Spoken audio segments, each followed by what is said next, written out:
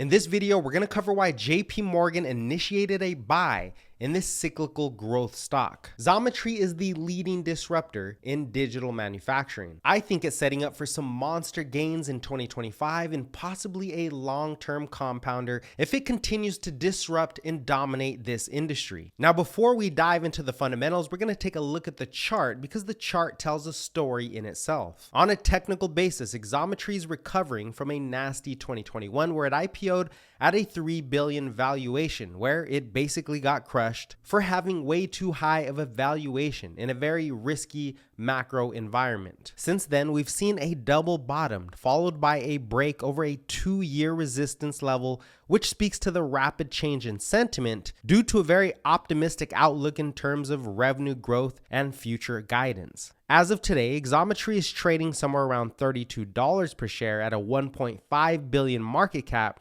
and this puts it into the micro/small cap category, which means it can really fly in either direction. It really needs to get above 36 for momentum to really start to kick in. Now, I can talk about the technicals all day, but earnings are coming up and it'd be better to reevaluate after the report. So what the hell does this company do? Xometry is the leading disruptor in digital manufacturing. They provide an AI-powered marketplace for businesses in need of custom manufacturing parts. They connect buyers to a global network of suppliers who are constantly looking for demand. What makes Xometry special and distinct from their largest competitor, Proto Labs, is their AI-powered quoting engine, which solves a huge problem in the $34 trillion manufacturing industry. Traditionally, buyers would manually contact multiple suppliers and wait 1 to 2 weeks on average for a single quote on a design. Xometry's AI-powered quoting engine scrapes through the vast network of suppliers and generates the best quote in 30 seconds. And this speaks to how far behind the manufacturing sector is when it comes to technology. One good analogy would be waiting 5 to 7 hours for a taxi when Uber can generate that in less than a minute. Instead of manually searching for suppliers, businesses upload a file and Xometry's AI-powered system instantly finds the best manufacturer, calculates pricing, and starts production. For suppliers, the platform is a no-brainer because it cuts their discovery time down from an average of 14 days to 0 days. Imagine being an Uber driver and waiting 7 to 14 hours before the next ride discovers you. Xometry's marketplace serves as a free lead generation for those suppliers. And this removes the need for costly sales teams, digital ads, and overall spend on marketing. Suppliers have been able to reduce their customer acquisition cost by 70 to 80%, which makes this platform very sticky. With clients like NASA, BMW, Dell, and General Electric, Xometry serves both large and small businesses across multiple industries like aerospace, automotive, medical devices, and some niche customer products. 95% of revenue comes from repeat customers, which speaks to the loyalty, brand, and trustworthiness of the platform. Xometry has more than 10 times the data and 3 times the market share than the next closest competitor. But what really gets me excited is the network effect. Xometry has over 64,000 buyers and 4,200 active global manufacturing suppliers, which makes it the most extensive on-demand manufacturing marketplace in the world. This network exists in all 50 states in multiple continents all over the world. And as the network continues to grow, the AI engine continues to increase its capabilities. As the AI engine continues to iterate, this can open up new markets in this $34 trillion manufacturing industry. And what I also like is their technology, their AI algorithm is protected by 14 patents covering AI pricing methodologies and design analysis tools, which creates a barrier for entry for competitors. Xometry also has multiple industrial facilities across the world for on-demand manufacturing. Now that you know a little more about what they do, let's talk about the fundamentals. Xometry is not yet profitable, but their revenue growth rate and gross margins are well above industry average. So with that rapid growth, they do trade at a premium with a price to sales above the industry average, which means they will be under pressure for execution. Liquidity ratios are strong, which gives them a lot of time to make the jump to become more profitable. Xometry does have an earnings report pretty much a day after this video releases, so let's talk about what investors might be looking for. Investors are looking for continued acceleration in marketplace revenue, which grew at 24% year over year in Q3. So we'll be looking to see if there's an expansion on that front. Investors are going to be focused on international expansion, which saw 55% growth last quarter. Now, when it comes to gross margins, they're targeting 35% margins in 2025. So far in 2024, those margins reached 33.5%. Investors will also be focused on any enhancements or improvements on that AI quoting engine, which points to a bigger competitive edge in the marketplace. But more importantly, investors want to see what is the guidance for 2025 as far as revenue growth, gross margins, and profitability. Now, given all the potential, as soon as this company turns profitable somewhere here in 2025, I think the price is going to skyrocket.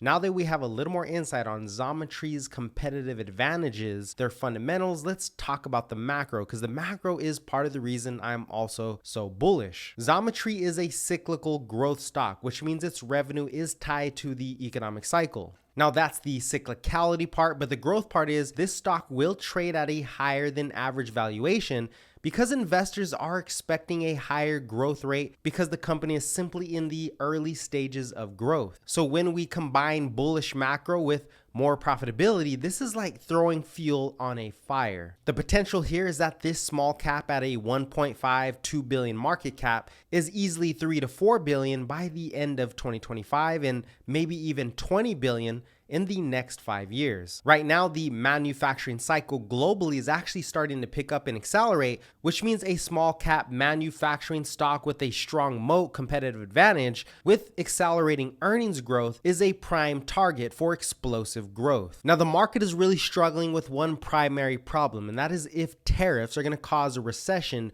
or inflation. In the last video, we talked about why inflation concerns are overblown, so make sure you go check that out. Now, the chances of recession are also way overblown, which we're going to go over, but a slowdown is definitely imminent. Investors are also concerned about Nvidia's earnings, which is our hyperscalers going to continue to expand their capital expenditure, which is basically a stimulus to the market because these companies are spending hundreds of billions for AI infrastructure. Now, I'm pretty certain AI CapEx will continue to accelerate. Nobody really has a choice because we're in a war for technology. But when it comes to tariffs, that's a lot more uncertain. However, Xometry's marketplace is designed to connect buyers with suppliers across different regions, which can help reduce the impact of tariffs. Instead of relying on a single country for manufacturing, Xometry can adjust its supplier network to work with manufacturers in areas that aren't affected by tariffs. For example, if new tariffs make goods from one country more expensive, Xometry can shift production to another region where costs remain lower. This flexibility gives the company advantage in dealing with policy changes. However, how well this strategy works depends on the specific tariffs and how quickly Xometry can adapt its supplier network. Now, I'm not saying it is tariff proof, but it would be less disrupted by any changes in policy. Next, tariffs are designed to bring manufacturing into the US, which means more demand for Xometry's network. And here's where it gets even more bullish. The manufacturing sector has been in recession for 3 years, and now it's starting to accelerate. We see industrial production turning positive, ISM manufacturing turning positive. These are capital intensive industries, which means they are sensitive to changes in interest rates. The Federal Reserve is in a cutting cycle along with global central banks, which accelerates the global manufacturing industries.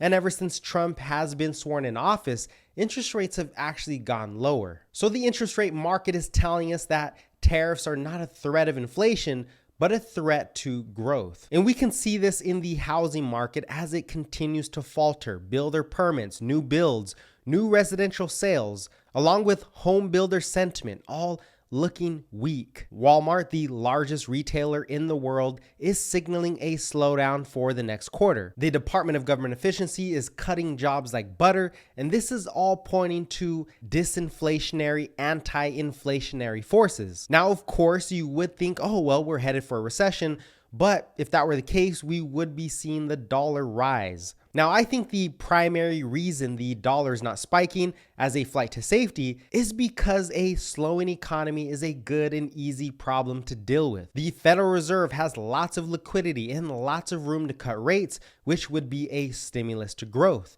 When it comes to fiscal policy, Trump has deregulation, tax cuts, and now Doge stimulus checks. So the dollar might be anticipating a global stimulus cycle, which means the dollar will get debased. We got to understand that a weaker dollar allows international governments to stimulate their economies. They can print more without the risk of a collapsing currency as it is measured against the dollar. A weakening dollar is the go sign for global liquidity to pick up. And this is why we see the global money supply pick up every time the dollar decelerates. Oh, worried about inflation? Well, you need an oil price shock, and it doesn't look like we're seeing that anytime soon. So the biggest risk to the market remains a global trade war, but as long as negotiations take place, this is a bull market. Now, when it comes to Xometry, it has all the signs of explosive growth going forward.